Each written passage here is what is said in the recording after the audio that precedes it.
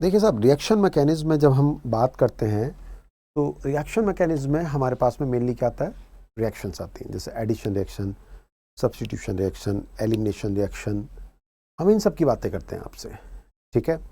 तो मैं इस रिएक्शन मैकेनिज्म में इन्हीं सब की बातचीत आपसे करने वाला हूँ। SN1, SN2, SE जो कि बेंजीन रिंग में सबसे ज़्यादा मिलती है, एलिमिनेशन रिएक्शन E1, E2, इन सब चीज़ों की। तो एक एक करके अपनी बात करनी स्टार्ट करते हैं। तो सबसे पहले हमारे पास में क्या है, हम सब्स्टिट्यूशन रिएक्शन की बात करते हैं। तो सब्स्टिट्यूशन रिएक्शन में क्या होता है बच्चों, सब्स्टिट्यूशन रिएक्शन में क्या होता है, चीज़ों को सब्स्टिट्यूट करा जाता है, मतलब वहाँ से हटाया जाता है। जैसे फ्री रेडिकल सब्स्टिट्यूशन, हम क्या बात कर रहे हैं, फ्री रेडिकल सब्स्टिट्यूशन। तो जो NBS होता है, एन ब्रोमोसक्सेनामाइड, बेसिकली ये Br फ्री रेडिकल से अटैक करता है। लेकिन दो मेजर एजेंट्स हमारे पास में जो होते हैं वो ये वाले, लेकिन ये कौन सी पोजीशन के लिए हैं, एलाइलिक। एलाइलिक पोजीशन हमारी कौन सी होती है बेटा, एलाइलिक पोजीशन हमारे पास में ये वाली हुआ करती है। मतलब अगर NBS दिया है तो वो यहाँ लगेगा, Br यहाँ लगेगा, और Cl2 अगर 700 डिग्री सेल्सियस पे है तो भी यहाँ पर लगेगा, डबल से नेक्स्ट पे। हाँ, अगर मेरे पास में केवल Cl2 ही दिया हुआ है, सपोज करिए मेरे पास केवल Cl2 दिया है, तो वो इस जगह पर लग जाएगा। इस जगह पर लग जाने का मतलब है यहाँ पर लगेगा, ये, ठीक है साहब। तो एक चीज है, in the free radical substitution take place at allylic position.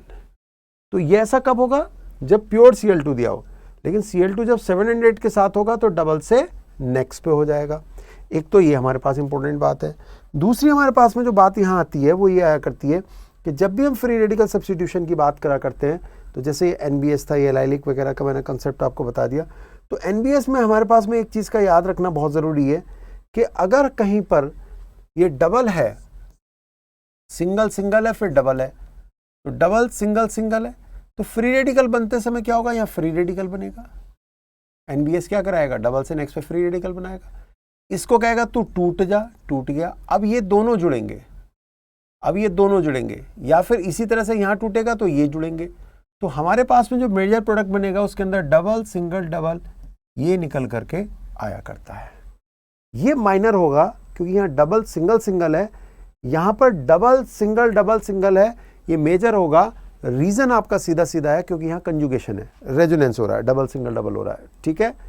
700 degree Celsius पे अभी मैंने बताया था क्या होगा, डबल से नेक्स्ट पे, और Cl2 अगर लेंगे तो वो किसे तोड़ेगा, डबल बॉन्ड को तोड़ेगा। तो ये बातें हमारे आपके जहन में हमेशा फिक्स होनी चाहिए। अब नेक्स्ट चीज जो हमारे पास में आती है वो ये आती है कि Cl2 HNu लिख करके आ रहा है, SO2 Cl2 लिख के आ रहा है, या फिर ये लिखा हुआ है। ये सब क्लोरीनेशन का काम करते हैं, और ये है ब्रोमिनेशन, ठीक है। ब्रोमिनेशन की पहली खूबी मैं आपको बता देता हूं कि टर्शरी सेकेंडरी प्राइमरी होता है, जिसमें टर्शरी कितना होता है, 99%। 99% कौन होगा, टर्शरी। किस केस में, ब्रोमिनेशन में। अब ये जो पोजीशंस हैं, ये जो हमारे पास में दिए हुए हैं, इसके बारे में अगर मैं आपको जानकारी देना चाहूँ तो वो जानकारी कुछ इस तरह से है कि हमने जैसे बताया ब्रोमिनेशन में TSP होता है, जैसे ये लिखा है, तो टर्शरी पे मेनली लग जाएगा। ये पोजीशन कौन सी है, टर्शरी है। टर्शरी पे हमारे पास में क्या होगा, मेनली लग जाएगा। जैसे हमारे पास में यहाँ बात करेंगे, ये सेकेंडरी है और ये कैसा है, टर्शरी है। ये कैसा है, टर्शरी है। तो इस जगह पर जाकर के आप अटैक करेंगे, मतलब Br2 HNu दिया तो आपसे कहेगा इंटरमीडिएट क्या बनेगा। इंटरमीडिएट मतलब किस जगह पर फ्री रेडिकल डेवलप होगा। तो यहाँ पर हमारे पास में किस जगह पर होगा, टर्शरी पे। तो फ्री रेडिकल जो पैदा होगा वो यहाँ पर पैदा होगा। तो ऑप्शन हमारे पास में कौन सा हो गया, A वाला हो गया, ठीक है। मैं उम्मीद ये करता हूँ कि आपको बहुत आराम से ये सारी बातें समझ में आ रही होंगी। धीरे धीरे आप इसको 2x पे देख लीजिए, 1.57x पे देख लीजिए, जो आपको अच्छा लगता है, लेकिन आप इसको देखिए जरूर, इसे कंप्लीट जरूर करिए, ठीक है। चलो, अब हमारे पास में जो नेक्स्ट बात आती है वो ये आया करती है कि अगर हमारे पास में एल्केन दिया हुआ है और Cl2 HNu लिखा है, तो इसका मतलब होता है एक को हटाना, और अगर ये एक्सेस में लिखा है Cl2 तो सारे हाइड्रोजन्स को हटा लेना। तो इसी तरह से अगर हम बात करते हैं तो ये 1 by 1 सारे हाइड्रोजन्स हाइड्रोजन को हटाते जा रहे हैं, एक हटा, दूसरा हटा, तीसरा हटा, इस तरह से सारे हटते जा रहे हैं। तो इन जनरल हमारे पास में ये कंसेप्ट बना करता है। इसके अंदर जो सबसे इंपॉर्टेंट बात होती है वो ये आती है, यहाँ TSP का कंसेप्ट ना हो करके यहाँ परसेंटेज वाला होता है। उससे भी बड़ी बात आपकी क्या होती है कि यहाँ पर ये कुछ स्टेप्स होते हैं। सबसे पहला इनिशिएशन स्टेप होता है जिसमें फ्री रेडिकल बना करता है। फिर उसके बाद प्रोपेगेशन होता है, मतलब इसको प्रोपेगेट करा करता है, फिर टर्मिनेशन होता है जो कि ये रुक जाया करता है। अगर प्राइमरी हाइड्रोजन है तो उसकी रिएक्टिविटी 1 टाइम होती है, सेकेंडरी हाइड्रोजन की 3.8 और टर्शरी की 5 टाइम्स होती है। सर ये क्या मतलब है, ये कोई नया ड्रामा है? हाँ साहब, ये नई चीज़ है। कैसे? ये नई चीज़ इस तरह से है, मैं यहीं पर आपको समझा देता हूँ जिससे कि आपको कॉन्सेप्ट क्लियर हो जाए कि मेरे पास में अगर कहीं पर ये लिखा हुआ है CH3 CH2 CH3 तो आपसे पूछेगा मेजर बताइए। तो प्राइमरी हाइड्रोजन हमारे पास में कितने हैं? 6 हैं। सेकेंडरी हाइड्रोजन हमारे पास में कितने? 2 हैं। तो प्राइमरी की रिएक्टिविटी 1 है, सेकेंडरी की रिएक्टिविटी 3.8 है, इस तरह से ये 13.6 है। तो परसेंटेज ऑफ प्राइमरी कितना हो जाएगा? 6/13.6 इंटू 100। फिर से समझिएगा, जो प्राइमरी हाइड्रोजन है वो कितने? 3 and 3 6 हैं, उसकी रिएक्टिविटी कितनी है? 1 टाइम्स है। सेकेंडरी हाइड्रोजन कितने हैं? 2 हैं, उसकी रिएक्टिविटी कितनी है? 3.8 है। टोटल समेशन ये हो गया। तो प्राइमरी की परसेंटेज क्या होगी? 6/10 इंटू 100। ये हमारे पास में आंसर बन करके आया करता है। ठीक है, चलिए अब हम इसके नेक्स्ट पे जब चलते हैं तो हमारे पास में एक क्वेश्चन ये आया, तो वो पूछता है टोटल आइसोमर्स बताइए। क्या पूछा करता है? Total isomers. जैसे ये लिखा हुआ है Cl2H, यहां लगा दिया, कोई दिक्कत नहीं। यहां लगाए तो कायरल सेंटर हो गया। कायरल सेंटर का मतलब है ये D+L हो जाता है। क्या हो जाता है? ये D+L हो जाता है। इसको हम रेसमिक भी बोलते हैं। तो टोटल प्रोडक्ट्स अगर हमसे पूछता है तो कितने हैं? 2 हैं, 2 प्रोडक्ट्स हैं। लेकिन टोटल आइसोमर्स पूछता है तो हम आइसोमर्स के केस में ज्योमेट्रिकल और ऑप्टिकल को भी हमेशा इंक्लूड करते हैं। याद रखिएगा मेरी बात को, ज्योमेट्रिकल और ऑप्टिकल को भी हमेशा इंक्लूड करते हैं। तो टोटल आइसोमर्स कितने हो गए हमारे? 3 हो गए। टोटल आइसोमर्स कितने हो गए हमारे? 3 हो गए। कोई दिक्कत? कोई दिक्कत नहीं साहब। नेक्स्ट हमारे पास में जो बात आती है वो ये आती है, ये सामने आपके रखी हुई है। कौन सी बात है ये? न्यूक्लियोफिलिक सब्स्टिट्यूशन सबसे फेमस है। तो कैसे कैसे हुआ करता है? SN1 SN2 SNI। SNI थोड़ा एक पर्टिकुलर चीज हो गई। Nucleophilic substitution order first, order second और लास्ट वाले का हम बात करेंगे तो इंटरनल हुआ करता है। कैसा होता है? इंटरनल हुआ करता है। ठीक है, अब ये इंटरनल क्या होता है अभी बात करेंगे। जैसे मान लीजिए मेरे पास में SN1 की बात करता है तो SN1 हमारे पास में कहाँ पाई जाती है? ये हमारे पास सेकेंडरी और टर्शरी के अंदर होती है। मतलब कार्बोकेटाइन कौन सा बना होना चाहिए? Secondary and tertiary. इस चीज को अपने जहन में आपको याद रखना है। ठीक है, सॉल्वेंट कैसा होना चाहिए? पोलर और प्रोटिक, मतलब जो H+ दे सकते हो ऐसा होना चाहिए, और उसके अंदर क्या होना चाहिए? पोलराइजेशन होना चाहिए। ठीक है, नेक्स्ट हमारे पास में जो बात आती है वो ये आती है कि इसके SN1 के अंदर एक कार्बोकेटाइन हमेशा बना करता है, और कार्बोकेटाइन बन जाने से रीअरेंजमेंट हो जाता है। रीअरेंजमेंट फ्रंट साइड से भी अटैक होगा, बैक साइड से भी होगा, इसलिए जो प्रोडक्ट बनेगा वो रेसमिक हुआ करता है। और जब मैं इस रेसमिक की बात करता हूं तो इसमें बात आती है कि मेजर कौन सा बनता है? तो मेजर फ्रंट साइड वाला बनता है। ठीक है, ठीक है। तो हमारा ये है, जैसे हमने इसे तोड़ा तो यहां पर क्या होता है? हाइब्रिडाइजेशन बेसिकली पॉजिटिव आता है। पॉजिटिव आ जाने का मतलब ये हाइब्रिडाइजेशन कैसा होता है? sp2। sp2 का मतलब क्या हुआ? प्लेनर हुआ। तो अप और बैक दोनों से अटैक हो सकता है। D और L बनेगा और इसको हम क्या बोलते हैं? रेसमिक। अब जो हमारे पास में महत्वपूर्ण बात यहां पर आती है वो ये आती है कि बेंजीन रिंग पे अगर हेलोजन लगी हुई है तो ये हमेशा SN2 देते हैं। SN1 में कार्बोकेटाइन स्टेबल होना चाहिए, SN2 में पॉजिटिव चार्ज बहुत ज्यादा होना चाहिए। फिर से समझिएगा, SN1 में कार्बोकेटाइन स्टेबल होता है जबकि SN2 में पॉजिटिव चार्ज बहुत ज्यादा हुआ करता है। जैसे स्ट्रॉन्ग बेस अगर हमारे पास में हो गया, SN1 रिएक्शन में ध्यान रखिएगा 100% रेसमाइजेशन नहीं होता है, मतलब D और L इक्वल नहीं बनते हैं। दूसरी बात, जो अटैकर है वो वीक बेस होना चाहिए, स्ट्रॉन्ग बेस नहीं होना चाहिए। अगर वो स्ट्रॉन्ग बेस हो गया तो वो ये वीक बेस है, ये स्ट्रॉन्ग बेस है। तो ध्यान रखना, इस वाले को प्रोडक्ट बनाने के लिए हमें इसको यूज करेंगे, हम इसे यूज नहीं करेंगे क्योंकि इस केस में ये एलिमिनेशन कर देगा। क्या ला देगा? एक डबल बॉन्ड ला देगा। इस केस में क्या कर देता है? एलिमिनेशन। और ये क्या ला देता है? एक डबल बॉन्ड ला देता है। बात क्लियर हो गई? चलिए, अब SN2 की जब हम बात करते हैं तो ये SN2 जो है हमारा प्राइमरी और सेकेंडरी में फाइंड होता है, और इसके अंदर हमारे पास में बैक साइड से अटैक होता है, इसलिए हम इसको क्या बोलते हैं? इन्वर्जन। एक ट्रांजिशन स्टेट बन जाती है जो हमें यहाँ इस समय पे दिखाई दे रही है, और बैक साइड से अटैक होता है और ग्रुप को निकाल दिया करता है। महत्वपूर्ण बात यही है कि जो ट्रांजिशन बन रहा है उसमें पॉजिटिव चार्ज क्या होना चाहिए, बहुत ज़्यादा होना चाहिए। उस पॉजिटिव चार्ज को हम क्या बोल रहे हैं कि ये ज़्यादा होना चाहिए, ठीक है। अब SN1 और SN2 की बात आती है, ये कौन SN1 कौन SN2, तो यहां पर ये हमारे पास में कैसा है, प्राइमरी है, यहां पर कैसा है ये सेकेंडरी है, यहां पर कैसा है ये टर्शरी है, यहां पर कैसा है ये प्राइमरी है। तो उसी के बेसिस पर हम इसको बड़े आराम से आंसर दे सकते हैं, ऐसा कोई मुश्किल नहीं है कि जिसको हम आंसर ना कर सकें। SN2 हमारे पास में फास्ट कहां पर होगी, तो अभी मैंने आपको बताया था, इसके लिए 3 बातें बहुत इंपॉर्टेंट है। बैक साइड से अटैक होता है, सिंगल प्रोडक्ट बना करता है, स्ट्रॉन्ग बेस होना चाहिए, इन्वर्जन हुआ करता है, ठीक है। डी से डी भी बन सकता है, डी से एल भी बन सकता है, एल से एल भी, तो जरूरी नहीं डी से एल बनेगा और एल से डी से डी भी बन सकता है। इस बात पर डिपेंड करेगा कि ग्रुप की प्रॉपर्टी क्या है, ठीक है। पहले वाली जो रिएक्शन थी वो 2 स्टेप में होती है, ये वाली रिएक्शन 1 स्टेप में हुआ करती है, ठीक है। तो हमारे पास में क्या, अब हमसे पूछता है इन दोनों में SN2 रिएक्शन है तो फास्ट कहाँ है, तो अभी बताया था पॉजिटिव चार्ज ज्यादा होना चाहिए, तो बी वाले में NO2 अपनी तरफ को खींचता है तो पॉजिटिव को बढ़ा देगा। अब बात आती है कि ये जो है, ये देखिए ये है इंटरनल वाला, तो ये माइनस, ये अपने लोन पेयर को उतारता है, Cl का निकलना आसान कर देता है, ठीक है। Cl का निकलना क्या कर देता है, आसान कर देता है। तो ऐसा कोई ग्रुप जो आपको आगे की ओर भगाने में हेल्प कर रहा है तो उसको हम प्रायोरिटी दिया करते हैं। अगर मेरे पास में कहीं पर एक्वस KOH है तो Cl हटाएंगे तो क्या लगेगा, OH, AgOH है OH, KCN है तो CN, AgCN है तो NC, KNO2 है तो NO, AgNO2 है तो NO2, ये हमेशा याद रखेंगे, ठीक है।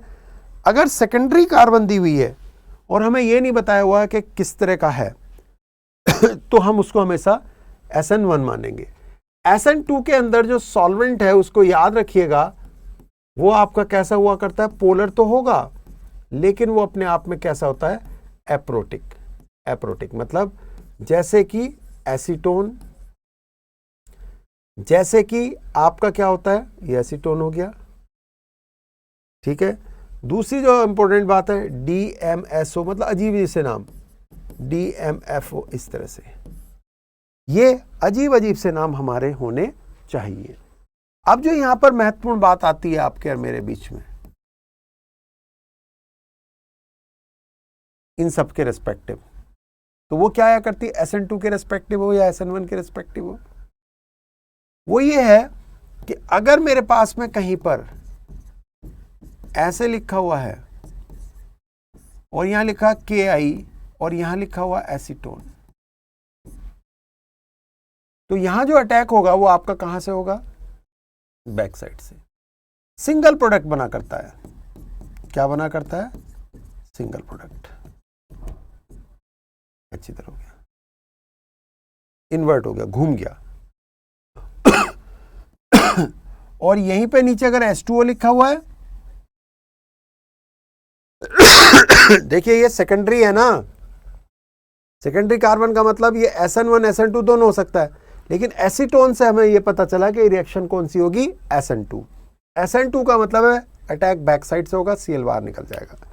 लेकिन अगर वाटर की प्रेजेंस है तो ये रिएक्शन SN1 होगी, और SN1 होने पर ये क्या बनाएगा, D+L का मिक्सचर तैयार करेगा। डन, डन, ठीक है। चलो नेक्स्ट, ये मेरे पास में एक रिएक्शन दी हुई है, आपसे कहता है कितने प्रोडक्ट बनेंगे, कोई दिक्कत नहीं, आपने Cl हटाया, पॉजिटिव बनाया, एक बार तो OH यहां लगा दीजिए, ये लग गया, दूसरी बार में इसको रीअरेंज कर दीजिए, मतलब इसको यहां ले आइए, जब यहां ले आएंगे तो ये इसका मेजर प्रोडक्ट होता है। यहां पर ये कायरल सेंटर है, ये अपने आप में क्या है, D और L है, और ये नॉर्मल है। तो इस तरह से देखते हैं तो ये 2 प्रोडक्ट तो ये हो गए और एक प्रोडक्ट ये हो गया। टोटल प्रोडक्ट्स या टोटल आइसोमर्स, प्रोडक्ट ना कहें, आइसोमर्स कितने हो गए हमारे पास में, 3 हो गए। एक चीज और याद रखिएगा, अगर मैं फ्रैक्शन डिस्टिलेशन, अगर कोई वर्ड आता है कभी, क्या आता है, फ्रैक्शन डिस्टिलेशन, तो ये जो आपके डी और एल है ये खत्म हो जाता है, केवल पोजीशन आइसोमर्स बचते हैं। जैसे ये 2 हाइड्रोक्सी है, वो 3 है, इस तरह से।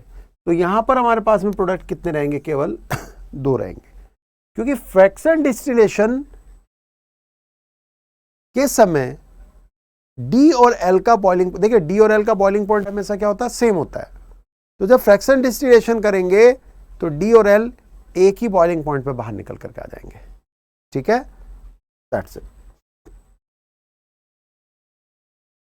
Next, find out the product of the reaction. देखिए एसीटोन आ गया, वही आ गया ना, तो SN2 है, बैक साइड से होगा।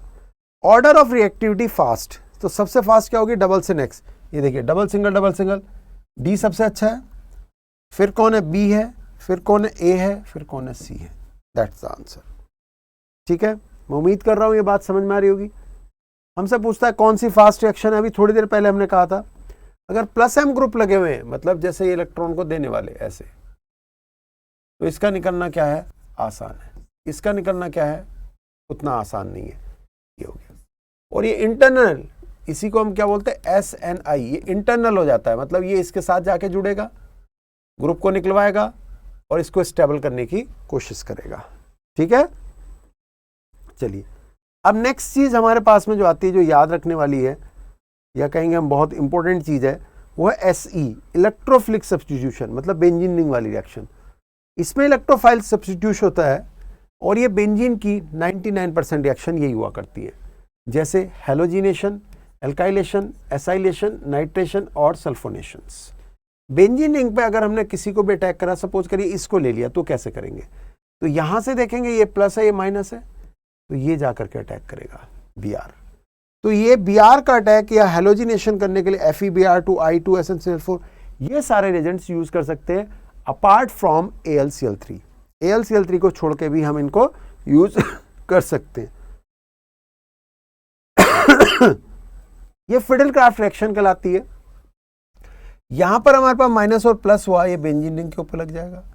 अगर ऐसा कुछ प्लस आता है तो ये रीअरेंज होगा और बीच में पहुंच जाएगा, और ये क्यूमीन कहलाता है, मेजर प्रोडक्ट है।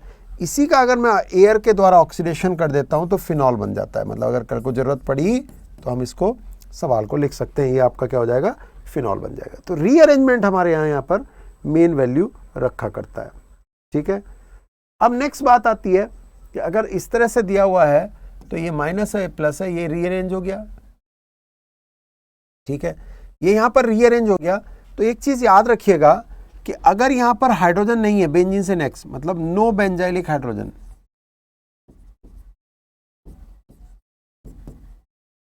तो बेंजीन रिंग ऑक्सीडाइज होती है, मतलब ये प्रोडक्ट नहीं होगा, ये गलत लिखा हुआ है। अगर बेंजाइलिक हाइड्रोजन नहीं है तो उड़ेगा बेंजीन रिंग। और अगर जैसे हमने यहां पर ब्रेक करा ना अभी, ये ऐसे का ऐसे ही लग गया यहां करके, तो जब यहां करके लग गया तो और बेंजाइलिक हाइड्रोजन है तो ये वाला हिस्सा उड़ेगा। ध्यान रखना, बेंजाइलिक हाइड्रोजन है तो ये उड़ जाएगा, तो ये उड़ जाएगा, तो ये गलत हो गया। एक्चुअल में ये उल्टे हो गए थे, बिल्कुल रिवर्स हो गए थे। ये अगर ये है बेंजाइलिक हाइड्रोजन तो ये वाला हिस्सा आपका उड़ जाएगा। याद रखेंगे। चलिए ऐसे कुछ और कॉन्सेप्ट या क्लियर करने की बात करेंगे तो यहां में पता चल जाएगा। जैसे यहां पर एल्कीन है तो भी ये उड़ेगा COH, एल्काइन है तो भी उड़ेगा। अब आप में से बहुत सारे बच्चे कहेंगे सर यहां तो हाइड्रोजन दिखाई नहीं दे रही है, नीचे वाले में हाइड्रोजन नहीं दिखाई दे रही है, यहां तो हाइड्रोजन नहीं है, तो भी आपने क्यों उड़ाया? तो वो हम बात करते हैं जब एल्केन होता है, सारे सिंगल बॉन्ड होते हैं। अगर यहां सारे सिंगल बॉन्ड होते, मतलब ये सिंगल होता और हाइड्रोजन होती तो उड़ता, लेकिन ये ट्रिपल बॉन्ड है, तो ट्रिपल और डबल बॉन्ड बेंजीन के कंपैरेटिवली जल्दी ऑक्सीडाइज हो जाते हैं, अनस्टेबल्स होते हैं, इसलिए हो जाते हैं। बेंजीन ज्यादा स्टेबल है, याद रखेंगे, बेंजीन ज्यादा स्टेबल है। जैसे ये है, यहां पर क्या छिपा हुआ है? हाइड्रोजन, तो ये उड़ जाएगा। ठीक है, यहां की बात करेंगे तो यहां बेंजीन उड़ेगा, क्योंकि यहां कोई हाइड्रोजन है ही नहीं। तो पहले वाले से तो ये बनेगा और दूसरे वाले से ये बन जाएगा। ठीक है, ये ट्रिक टैक नाम की जो बुक है, organic in my pocket book है, उससे ये कुछ पार्ट्स आपके लिए लिए गए हैं। यहाँ पर मैंने यहाँ बता दिया था, लिखवा दिया था। ठीक है, ये बहुत गजब किताब है ट्रिक टैक जो मेरी बुक है। अब तो मिलती मार्केट में, जब भी आती है हमेशा क्या हो जाती है, ख़त्म। ये ट्रिक टैक के पार्ट है एक तरह से, खत्म हो जाती है। चलिए, तो हम क्या बात करते हैं, ये हमारे पास हुआ, ये माइनस यहाँ है, ये प्लस है, इसके साथ जुड़ जाएगा ऐसे का, रीअरेंज हुआ तो ये हुआ। लेकिन हमें चाहिए क्या, 6 6, मतलब अगर दो रिंग आपस में जोड़े जाएं तो दोनों 6 6 अगर होते हैं तो वो ज़्यादा अच्छे कहलाते हैं। तो ये भी 6 है, वो भी 6 है। जैसे यहाँ उल्टा रीअरेंजमेंट होता है, माइनस प्लस सेकेंडरी से प्राइमरी बनता है, यहाँ से यहाँ की तरफ को भागता है, जिससे कि इसके साथ जुड़ जाए ये और ये, यहाँ जुड़ा और यहाँ जुड़ गया, दैट द आंसर।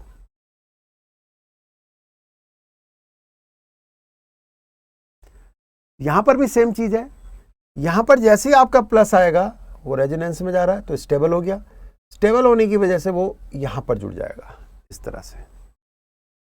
अब अगर हम यहां बात करते हैं तो ये माइनस और ये प्लस है, यहां जोड़ दीजिए, NBS है, यहां पहुंचा दीजिए आप। तो ये डबल से नेक्स्ट पे BR लगा करता है, डबल से नेक्स्ट पे BR लगता है किस केस में, NBS के केस में। तो ये आपके सामने एक ऐसा सवाल हो गया जिससे कि आपका कॉन्सेप्ट बहुत अच्छा क्लियर हो जाए। अब फिडेलक्राफ्ट एसाइलेशन नाम का शब्द होता है, ये एसाइल ग्रुप होता है CH3CO, इसके ऊपर प्लस है, इसके ऊपर माइनस है, और ये यहाँ पर लग जाएगा आपका, ठीक है। इसी तरह से माइनस प्लस है, ये भी यहीं पर लगेगा, और इस केस में भी आपका रीअरेंजमेंट नहीं होता है, क्योंकि रीअरेंजमेंट जो होता है वो केवल और केवल एल्काइल ग्रुप्स में हुआ करता है, एसाइल रीअरेंज नहीं कराया करता। अगर ये रीअरेंज नहीं कराया करता तो लंबी चेन बनाने के लिए हम इसी कॉन्सेप्ट को यूज करा करते हैं। इस तरह के सवाल हमारे पास में आ जाते हैं, जैसे CO ग्रुप ZNHG, इसको हम क्या बोलते हैं, क्लीमनसन रिडक्शन। PHI NH2NH2 बेस, ये वुल्फ किस्नर PHI बेस्ट कौन सा होता है, ये वाला। लेकिन इन दोनों को हम वहां यूज नहीं करेंगे जहां पर कोई एल्कीन दी हो, ठीक है। CO ग्रुप तो है, लेकिन अगर कहीं पर ऐसे करके दिया हुआ है तो ये दोनों यहां पर यूज नहीं होंगे, फिर हम इसकी हेल्प से इसको CH2 में कन्वर्ट करेंगे, ठीक है। वैसे सबसे अच्छा रिएजेंट PHI है, फिर आपका वुल्फ है, फिर आपका क्लीमनसन है। PHI इवन हमारे पास में एसिड को भी एल्केन में बदल देता है, एसिड को भी एल्केन में बदल देता है, ध्यान रखना, जबकि ZnHCl और NH2 इसको चेंज नहीं कर पाता है, ठीक है। हाइपर कंजुगेशन हमेशा रिंग को एक्टिवेट करता है और -M ग्रुप हमेशा डीएक्टिवेट करता है। इस चीज को दिमाग में रखते हुए बहुत सारे क्वेश्चंस हमें अभी क्लियर करने बाकी हैं। जैसे अगर मेरे पास में कहीं पर COH ग्रुप है, मतलब ये हाइड्रोजन दे सकता है, ये भी हाइड्रोजन दे सकता है, ये भी हाइड्रोजन, तो इसमें फिडेलक्राफ्ट रिएक्शन नहीं होती, क्योंकि ये यहां से हाइड्रोजन निकालता है, ये यहां से हाइड्रोजन निकालता है, और ये यहां से हाइड्रोजन निकालता है, ये सब हाइड्रोजन निकाला करते हैं।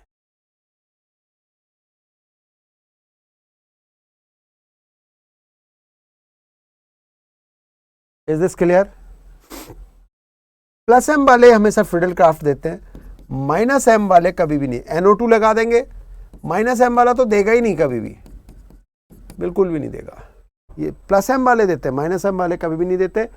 ये भी +M है, ये भी +M है, लेकिन ये हाइड्रोजन दे रहा है, ये हाइड्रोजन दे रहा है, तो इसलिए ये भी नहीं दे पाते। देखिए ये दोनों +M है, ये दोनों +M है, लेकिन ये हाइड्रोजन निकालते हैं HCl के थ्रू, तो इसलिए ये दोनों नहीं दे पा रहे हैं। ये -M है इसलिए नहीं दे रहा, साथ में हाइड्रोजन भी निकाल रहा है। और अगर कोई -M ही है, जैसे NO2 या CN या CO, वो तो बिल्कुल भी नहीं देगा आपको, ठीक है। Next, NO2+ highly reactive attacker. इनमें से NO2+ क्या है, बहुत रिएक्टिव अटैकर होता है। HNO3 और H2SO4 के मिलने से क्या बनता है, NO2+ मिलता है। NO2+ यहां जाकर के अटैक करा करता है, ठीक है। फिर उसके बाद में हमारे पास में H2SO4 और H2SO4 कंसंट्रेट है, तो ये अगर मैं बात करूंगा तो ध्यान रखना, H2SO4 SO3 को डेवलप करता है, और यही जाकर के यहाँ अटैच हुआ करता है इस तरह से, -N+। इलेक्ट्रोनिगेटिव पे निगेटिव क्या है, स्टेबल है, तो इलेक्ट्रोनिगेटिव पे पॉजिटिव क्या होगा, अनस्टेबल, और यहां जाकर के वो जुड़ जाया करता है।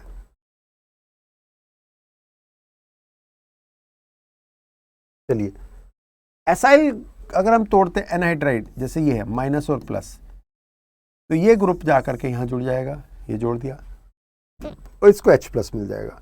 अगर ये साइक्लिक है, बंद है, माइनस और प्लस में तोड़िए, इसके साथ जुड़ेगा, वो लंबी सी चेन बनेगी। देखिए ये यहां जुड़ेगा, CO CH2 CH2 CO, ये लंबी सी चेन हो जाती है। इस चीज का भी आप थोड़ा सा अपने जहन में ध्यान रखेंगे।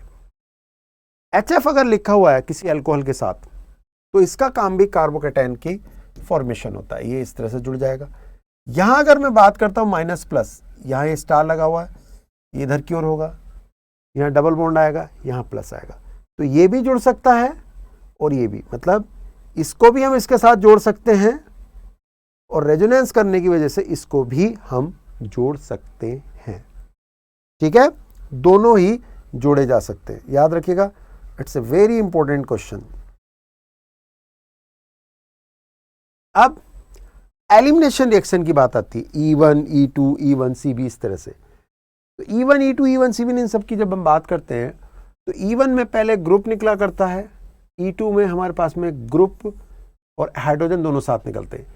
E1CB की बात करेंगे तो इसमें पहले H निकला करता है, इसमें H पहले निकला करता है, इसमें ग्रुप पहले निकला करता है और इसमें बोथ निकला करते हैं, याद रखना बस। ठीक है, E1 में वही है, पोलर प्रोटीन की प्रेजेंस में सब कुछ। अब ऐसी कौन सी रिएक्शंस हैं जो बहुत फेमस है E1, E2 वगैरह के लिए, या कोई भी एलिमिनेशन की रिएक्शन है, तो वो हमारे पास में यहाँ पर ये सारा मैंने बातें लिख रखी जो मैंने वहाँ बताई हैं, इनको ही अपने दिमाग में मद्देनजर रखते हुए हमें आगे की ओर बढ़ना है। कैसे? एल्कोहलिक KOH, NaNH2 ये सब कुछ लिखे हुए हैं, तो ये डिहाइड्रोहेलोजिनेशन करते हैं E1 के अकॉर्डिंग। इसमें ये बेस्ट होता है। ये बेस्ट क्यों होता है? ये बेस्ट इसलिए होता है, मैं पहले ही आपको बता दे रहा हूँ कि अगर इस तरह से लिखा है और यहाँ NaNH2 डाल दिया तो ट्रस्ट मी ये यहाँ पर ट्रिपल बॉन्ड बना दिया करता है, जबकि यहाँ KOH एल्कोहलिक अगर आप डालते हैं तो ये रिएक्शन नहीं करा करता है। ये TBO के ET3N बहुत बड़े ग्रुप्स होते हैं और ये बड़े ग्रुप्स होने की वजह से हॉफमैन रिएक्शन देते हैं। कौन सी रिएक्शन देते हैं? हॉफमैन। जैसे अगर मैं यहाँ बात करूँगा तो डबल बॉन्ड यहाँ आएगा एल्कोहलिक KOH की वजह से, तो ये सिस और ट्रांस बनता है। तो प्रोडक्ट तो हमारे पास में 2 हैं और आइसोमर्स हमारे पास में कितने हैं? 3 हैं। ठीक है, प्रोडक्ट हैं 2 लेकिन आइसोमर्स कितने हैं? 3 हैं। अब यहाँ पर जो एक इंपॉर्टेंट बात आती है वो ये आती है कि इस डबल बॉन्ड को यहाँ लगा लीजिए, चाहे इस डबल बॉन्ड को यहाँ लगा लीजिए, ये आपका मेजर होता है अगर एल्कोहलिक KOH दे रखा हो। कौन दे रखा हो? एल्कोहलिक KOH दे रखा हो, तो ये आपका क्या होता है? मेजर हुआ करता है।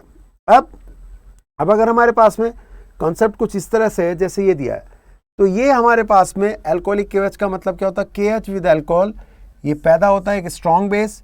ये स्ट्रॉन्ग बेस इस वाले में से हाइड्रोजन को अपनी तरफ ले जाता है और यहाँ माइनस डेवलप होता है। फिर से समझिए, Cl माइनस प्लस हुआ और यहाँ से जो हाइड्रोजन है वो हट करके स्ट्रॉन्ग बेस के पास चली गई, तो प्लस और माइनस मिलके क्या बना लेते हैं? डबल बॉन्ड बना लेते हैं और ये इस तरह से आपका प्रोडक्ट बन जाया करता है।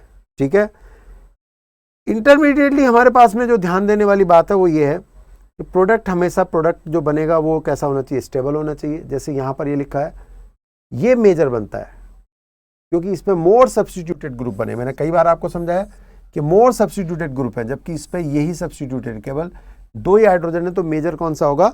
वो वाला आपका मेजर होगा। नेक्स्ट की अगर मैं बात करता हूं,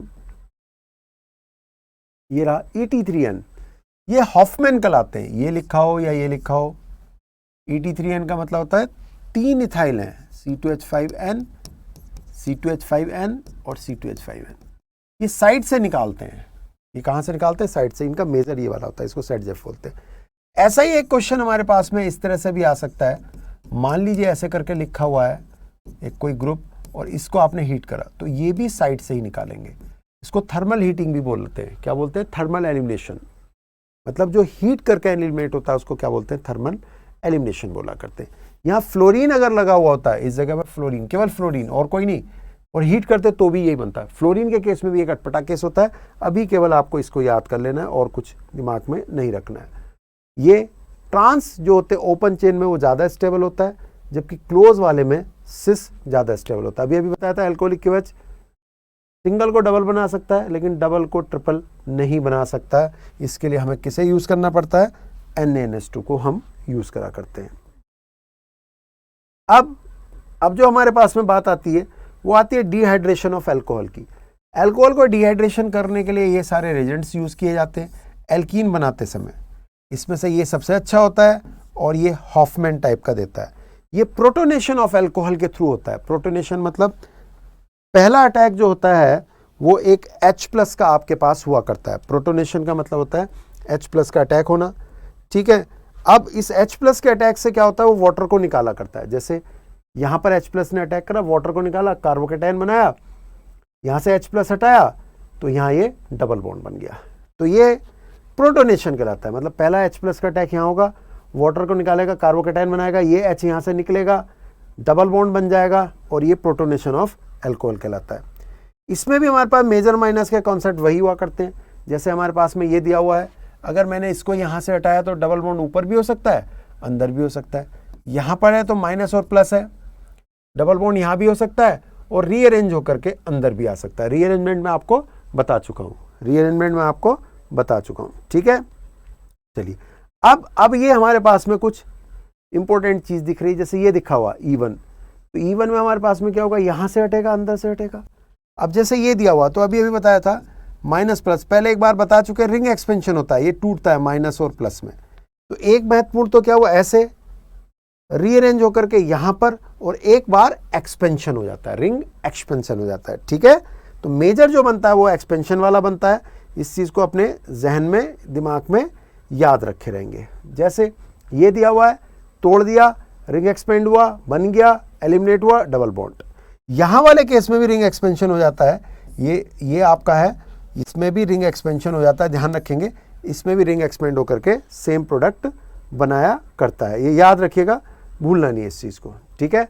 अगर ग्रुप और H एक साथ निकलते हैं तो इसको हम E2 बोला करते हैं, दोनों ने एक साथ निकल जाना है। और अगर हमारे पास में हाइड्रोजन निकल करके, जैसे ये है, यहां से आपने क्या करा, यहां से किसका निकलना आसान है, H+ का, प्लस माइनस, तो ये कॉन्जुगेट बेस बनता है। देखिए E1CB में क्या होता है, पहले H को हटाइए और माइनस लगा के कॉन्जुगेट बेस बनाइए। तो यहां पर माइनस है, यहां से माइनस होने का ये निकल के खींचते हैं तो माइनस कम होता है, तो H का निकलना क्या होता है, आसान।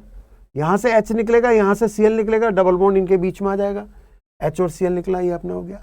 सेम चीज हमारे पास में क्या हो रही है, अगर Cl यहां है माइनस प्लस तो ये E1 कहलाएगा, क्योंकि ग्रुप का निकलना आसान है। और अगर हमारे पास में यहां से H+ का निकलना आसान होता तो ये E1CB। तो E1CB के केस की अगर मैं बात करूंगा, तो अगर मुझसे कल को कोई कहता है कि सर ये कैसा है, तो यहां से H+ निकलना आसान है, ये रेजोनेंस कर रहा है, H+ निकलना आसान है, तो कॉन्जुगेट बेस बन रहा, तो ये E1CB होगा। तो जब हम इस स्ट्रक्चर को देखते हैं, तो यहां पर जैसे ही मैं इसको Cl को निकालता हूं, माइनस और प्लस, तो ये Cl इधर की ओर इलेक्ट्रॉन्स को खींचते हैं, पॉजिटिव को बढ़ाएंगे। और अगर मैं यहां से निकालता हूं H+ को, यहां माइनस आता है, तो ये Cl खींचते हैं तो माइनस को कम करेंगे, तो H का निकलना क्या होगा, आसान होगा।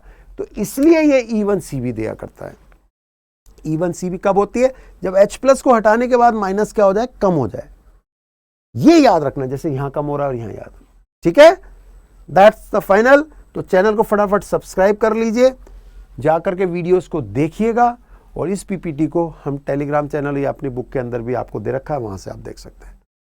सुबह मॉर्निंग में सेशन में तूफानी करते हैं, उड़ते हैं सुबह 8:30 बजे। तब तक के लिए ऑल द बेस्ट।